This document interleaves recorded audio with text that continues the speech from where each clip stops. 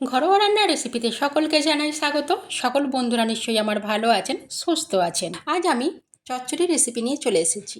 চচ্চড়ি বলুন বা ছ্যাঁচড়া বলুন, রেসিপি নিয়ে চলে এসেছি। তার জন্য নিয়ে নিয়েছি এখানে কুমড়ো নিয়েছি, গাজর নিয়েছি, বেগুন নিয়েছি, টমেটো নিয়েছি, আর নিয়েছি এখানে দুটো কাঁচা লঙ্কা চিড়ে নিয়েছি, আর পেঁপে কেটে নিয়েছি। ঠিক এইভাবে কেটে নিয়েছি সবজিগুলো। আলু কেটে নিয়েছি, আর নিয়েছি একটু অল্প পরিমাণ চিচিঙে কেটে নিয়েছি, আর কিছুটা পরিমাণ বড়ি নিয়ে নিয়েছি। এবার একটা কড়া বসিয়ে দিচ্ছি। প্রথমে শুকনো খোলায় একটু বড়িগুলো নেড়ে নিচ্ছি। প্রথমে একটু ভেজে নিয়েছি, এবার একটু তেল দিয়ে আমি বড়িগুলো ভালো করে লাল লাল করে ভেজে নেব।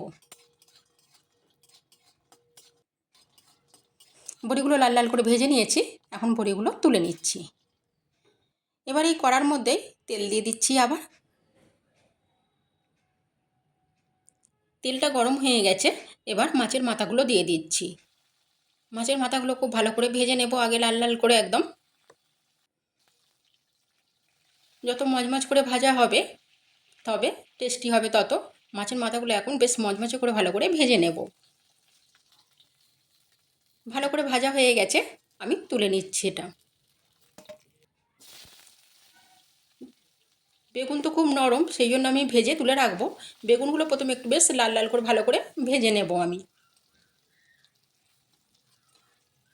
বেশ লাল লাল করে ভাজা হয়ে গেছে বেগুনগুলো, এখন এবার আমি এগুলো তুলে নেব।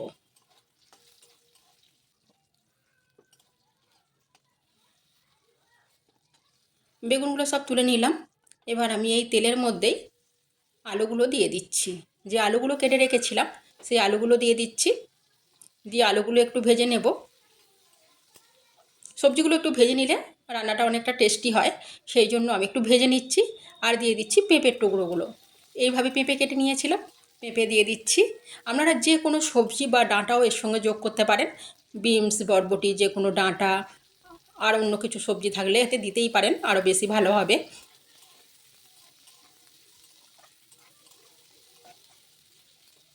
আর গাজরগুলোও দিয়ে দিলাম, দিয়ে ভালো করে একটু ভেজে নিলাম। ভেজে তুলে নিচ্ছি। এবার এর তেলের মধ্যেই আমি দিয়ে দিচ্ছি দুটো তেজপাতা, দুটো শুকনো লঙ্কা, আর 1 চামচ গোটা জিরে। দিয়ে ফোড়নটা একটু ভালো করে ভেজে নেব।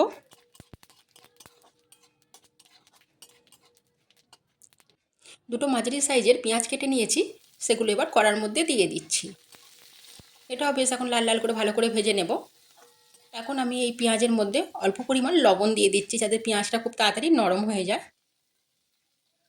অল্প পরিমাণ লবণ দিয়ে দিলাম। এবার পেঁয়াজটা খুব ভালো করে একটু ভেজে নেব। পেঁয়াজটা ভালো করে ভেজে নিয়েছি, আমি এবার কড়ার মধ্যেই দিয়ে দেব আদা রসুন বাটা। তাই পেঁয়াজটা একটু সরিয়ে দিচ্ছি।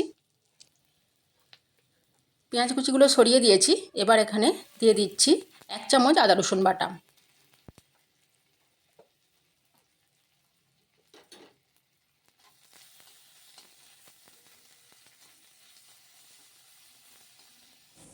মশলাটা ভালো করে ভেজে নিলাম।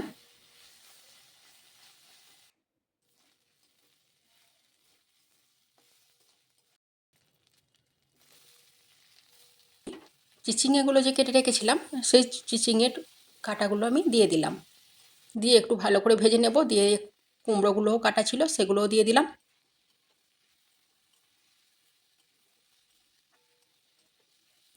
বেশি তেল একদম শরীরের পক্ষে ভালো নয়, তাই আমি খুব বেশি তেল ব্যবহার করছি না। আপনাদের যেমন প্রয়োজন সেই অনুযায়ী তেল ব্যবহার করবেন। দিয়ে দিচ্ছি টমেটো কুচিগুলো। এইভাবে রান্নাটা করলে খুব সুন্দর টেস্টি হয়, খেতেও খুব ভালো হয়।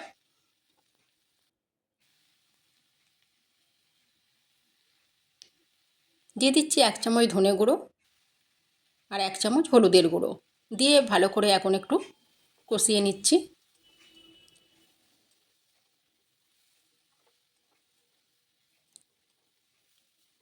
মশলাগুলো ভালো করে মিশিয়ে নিয়েছি। এবার আগে যে আমি ভেজে রেখেছিলাম আলু, গাজর আর পেঁপেটা, সেইগুলো ভালো দিয়ে দিলাম।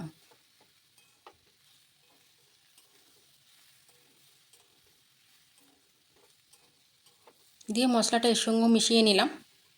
নিয়ে এখন এর মধ্যে অল্প পরিমাণ জল দিয়ে দেব।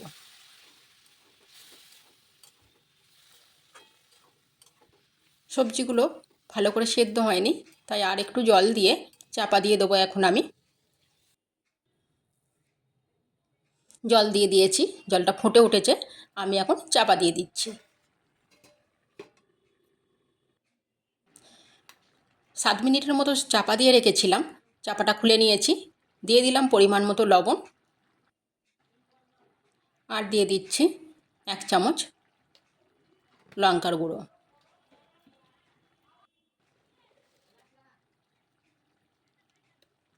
হাফ চামচ চিনি দিয়ে দিলাম।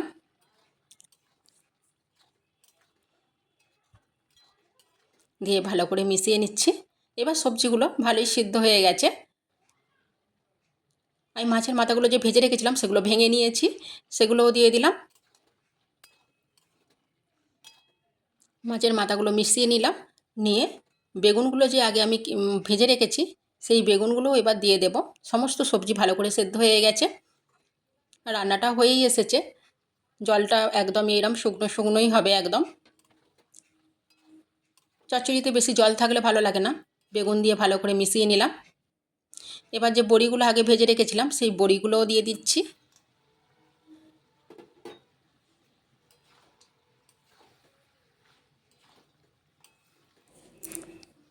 বড়িগুলো মিশিয়ে নিলাম। এইভাবে একবার অবশ্যই চচ্চড়ি বানিয়ে খাবেন, আর কেমন লাগলো জানাবেন। অনেক রকমভাবেই বানান, এইভাবে একবার অবশ্যই বানাবেন। দিয়ে দিচ্ছি হাফ চামচ গরম মশলার গুঁড়ো, দিয়ে এটা ভালো করে মিশিয়ে নেব। এটা ভাত, রুটি, মুড়ি সবের সঙ্গেই খুব খেতে ভালো লাগে, একবার অবশ্যই বানিয়ে খাবেন। আর এটা এবার রান্নাটা হয়ে গেছে, আমি গ্যাস অফ করে দিচ্ছি। আর এটা একটা প্লেটের মধ্যে আমি এবার তুলে নেব। নতুন বন্ধুরা প্লিজ একটা সাবস্ক্রাইব করে পাশে থাকবেন। ঠিক চচ্চড়িটা এরকম দেখতে হয়েছে। এইভাবে একবার বানিয়ে খাবেন, আর সকলে ভালো থাকবেন, সুস্থ থাকবেন, সাবধানে থাকবেন।